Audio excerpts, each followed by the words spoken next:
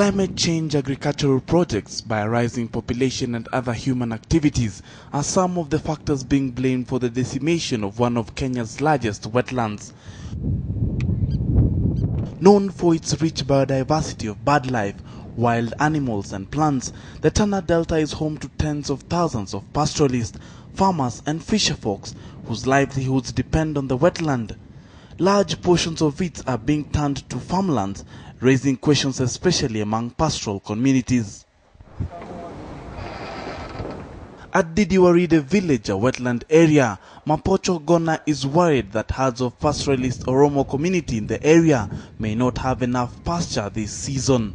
Delta inaanza kukauka, inaanza kuisha kabisa na inakufa kabisa, na hii viumbe ambaye mimi nimetaja wote wako katika hali ya hatari.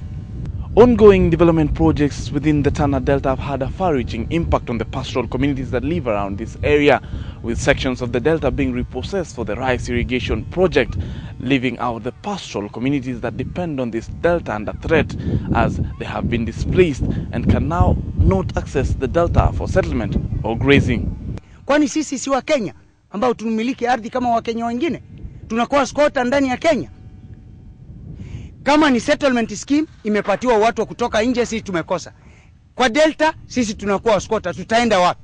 The local people do not have title deeds to the land, and therefore, despite the fact that they are indigenous peoples in this area, they are generally regarded as squatters. The pastoralists claim the government is being negligent in conserving the wetland. They say this has led to encroachment of the delta and a decline in water levels. Kama kusuluhisha hii mambo, serikali itoe title deed, block title deed kwa wafugaji katika hii delta. Sisi peke yetu ambayo tuna benefit kwa hii delta. Viumbe wengi sana wana benefit na hii delta. Along the shores of Lake Moa, fisherfolk are also growing concerns over the loss of water and fish stock in the Oxbow Lake. They rely on high water levels on the nearby Tana River to feed the lake, but say this is no longer happening. Tangu yenyewe upungufu wa maji tumekuwa naye, samaki imepungua katika siwa zote za delta na delta yenyewe zimekauka. Tumenasikia kwamba kuna watu walikinga maji ambao hayawezi kuingia huku. Sasa kama kule kungalifunguliwa tupate hii maji teremke pande hii, nafikiri shida za samaki zingeisha. Plans to put thousands of hectares under crop like rice and other geared towards the production of biofuels are worrying environmentalists who insist the delta must be protected at all costs.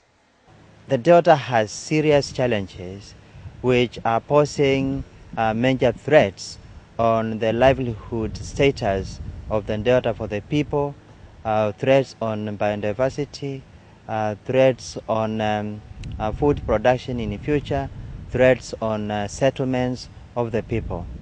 Several agricultural schemes, whether irrigated rice or sugar or biofuel crops or food crop farming by Qatar, risk changing the water balance of the delta, leaving the land and its people prone to the ravages of flood and drought and saltwater intrusion.